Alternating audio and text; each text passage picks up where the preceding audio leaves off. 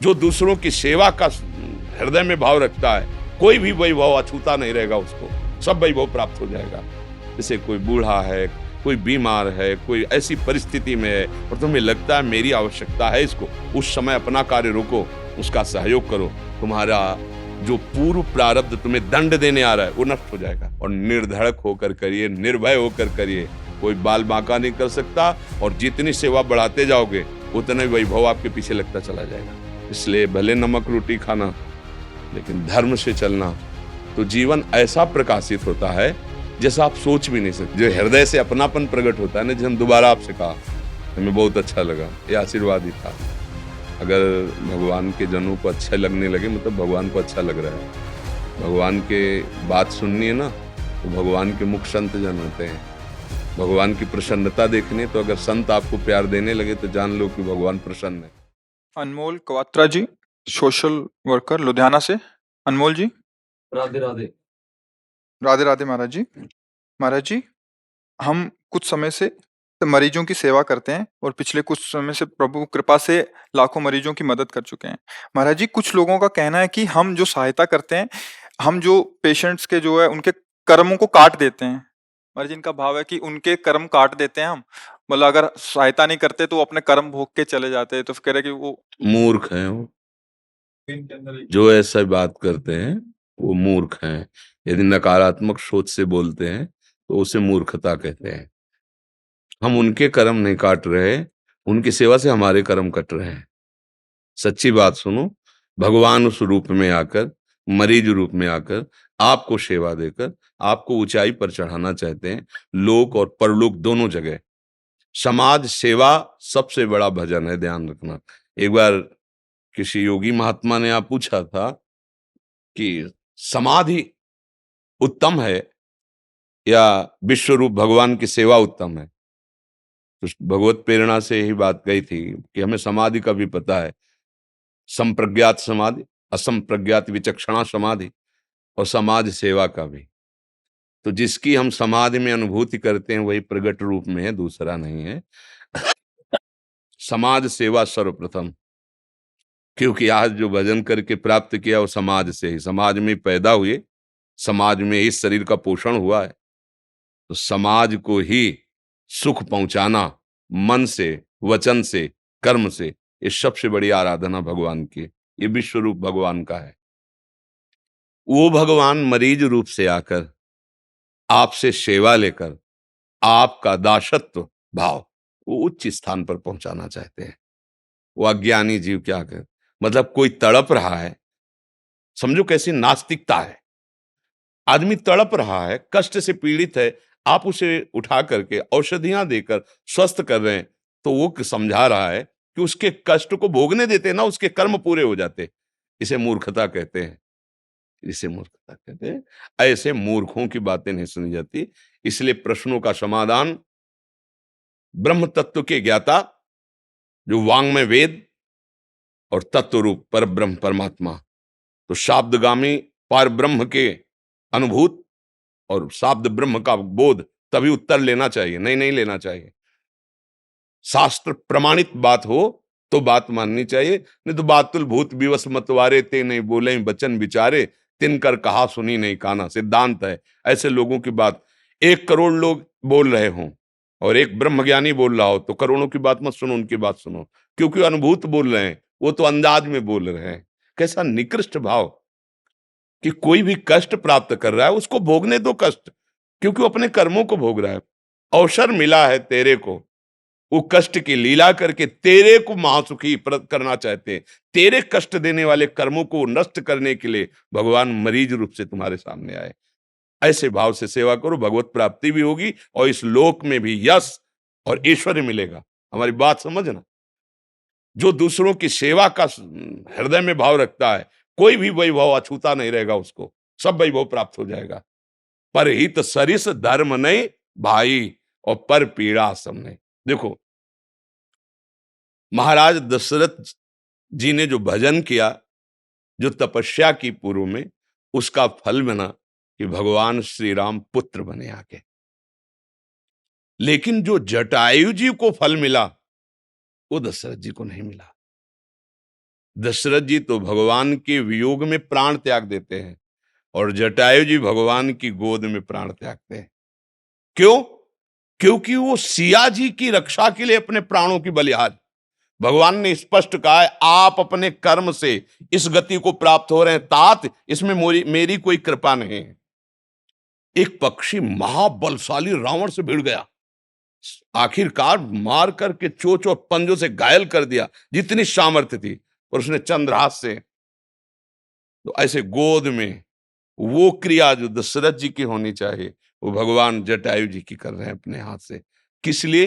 वो परहित के लिए। एक कैसी निकृष्ट, कोई यही तो बुद्धि आजकल बढ़ रही। माई बहन को कोई सता रहा है तो सताने दो, वो अपने कर्म का भोग हो। जब तुम्हारे ऊपर कर्म का भोग आएगा तब फिर भोगो, फिर कोई न दवा मिलेगी और ना कोई सहयोग मिलेगा। ऐसे निकृष्ट पुरुषों की बात नहीं माननी।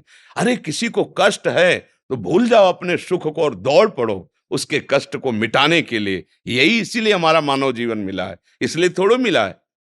परहित सरिस धर्म नहीं भाई, दूसरे को हम कितना सुख पहुंचा सके ऐसा कोई महात्मा हृदय सोचता है। विषयी सुसुख वांछा वाला, ऐसे बिल्कुल ऐसे लोगों की बात न माने।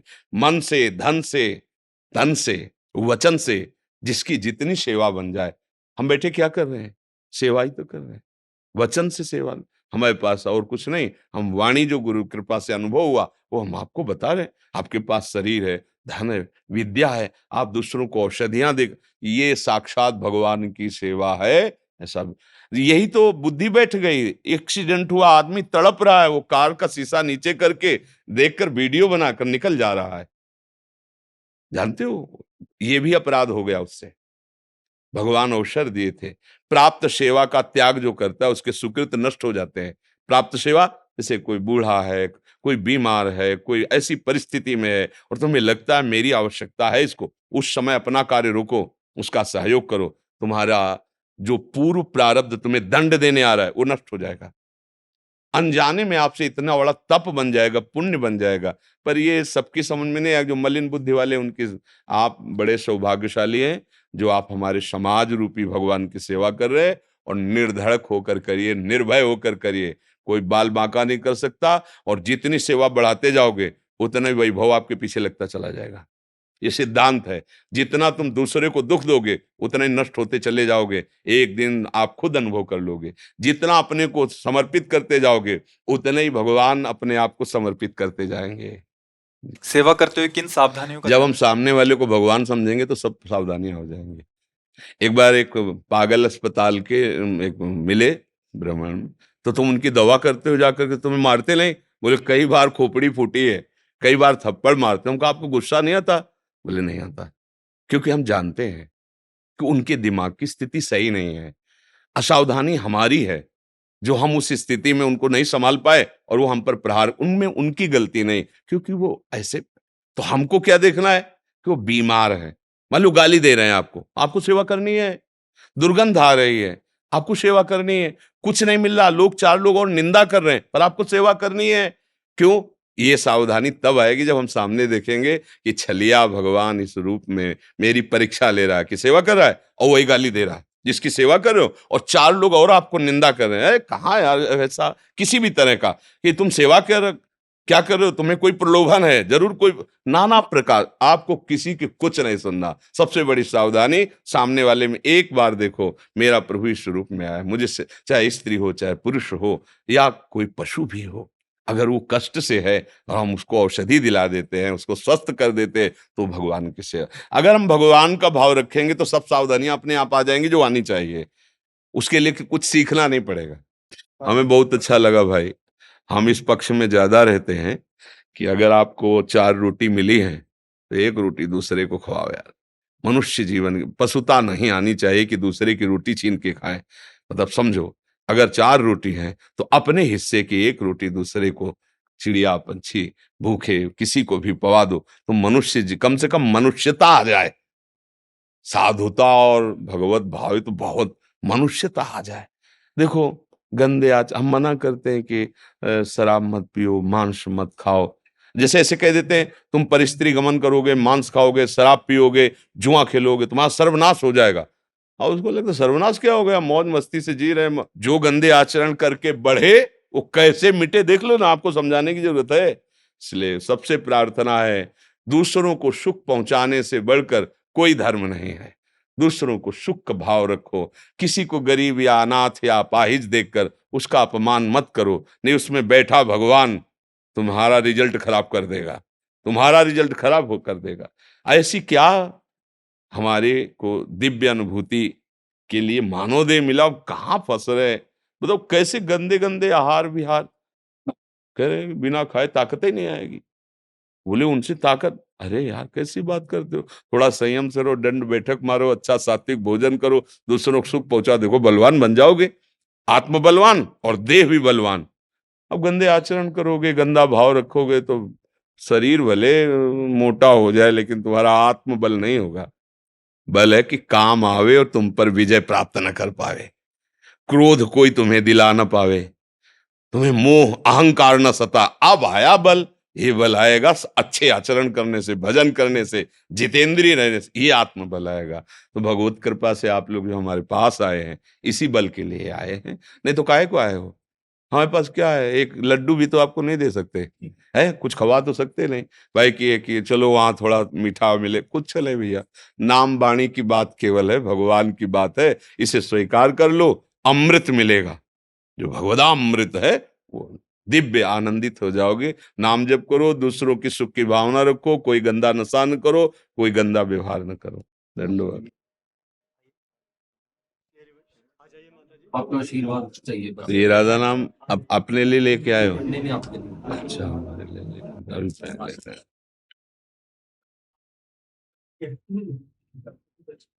बस हृदय शीतल होना ये आशीर्वाद होता है, ऐसे वैसे तो सब बाहरी बातें है। तुम्हारे आचरण की बात सुनकर हमारा हृदय प्रसन्न हो रहा है, सुखी हो रहा है। आप समाज सेवक काफी सारे ए, मर्जी डायलिसिस पेशेंट हाँ। और अभी तक वो 1 लाख से ज्यादा पेशेंट्स। जो हृदय से अपनापन प्रकट होता है ना, जैसे हम दोबारा आपसे कहा, हमें बहुत अच्छा लगा, ये आशीर्वाद ही था। अगर भगवान के जनों को अच्छा लगने लगे मतलब भगवान को अच्छा लग रहा है। भगवान के बात सुननी है ना, तो भगवान के मुख संत जन होते हैं। भगवान की प्रसन्नता देखनी है, तो अगर संत आपको प्यार देने लगे तो जान लो कि भगवान प्रसन्न है। अब मोहि भाव भरोस हनुमंता, बिनु हरि कृपा मिले नहीं संता। और खूब बहादुर बन करके जिस कार्य में लगे हो, मन वचन कर्म से लगो। हमारा हृदय से सपोर्ट है, बस दुरुपयोग मत करना। जैसे कोई भी असहाय असमर्थ, तो उसका कभी शोषण न होने पावे, कहीं सेवा का दुरुपयोग न होने पावे, काम आदि की चेष्टा कहीं कोई हमें गिरा न पावे। बहुत सावधान संयम से, तो ये सेवा ही भगवान की प्राप्ति करा देगी। समाज सेवा हमें बहुत प्रिय है, क्योंकि हमारे प्रभु सब रूपों में विराजमान ना। हाँ, आज आवश्यकता है निष्काम भाव से समाज सेवा की। आजकल हम लोग इतने गिर चुके हैं कि समाज सेवा के नाम से समाज शोषण करने लगते हैं। आप अच्छे से समझ रहे ना।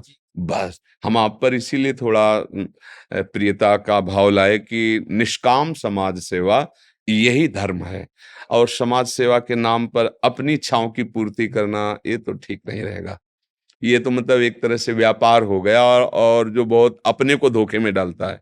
इसलिए भले नमक रोटी खाना, लेकिन धर्म से चलना, तो जीवन ऐसा प्रकाशित होता है जैसा आप सोच भी नहीं सकते। वो बहुत बड़े हैं, वो थोड़ा सा कृपा दृष्टि कर देंगे ना, माला माल कर देंगे। ये टुटमुंजियापना करने से, इधर से उधर करने कुछ नहीं होता। निष्काम भाव से चलो, मालिक निहाल कर देगा। वो जब देता है ना, कहते हैं ना कहावत में कि छप्पड़ फाड़ के देता है, मतलब पता नहीं चलता कहाँ से कैसे व्यवस्था होती। नहीं, हाँ, मस्त रहो, आनंदित रहो।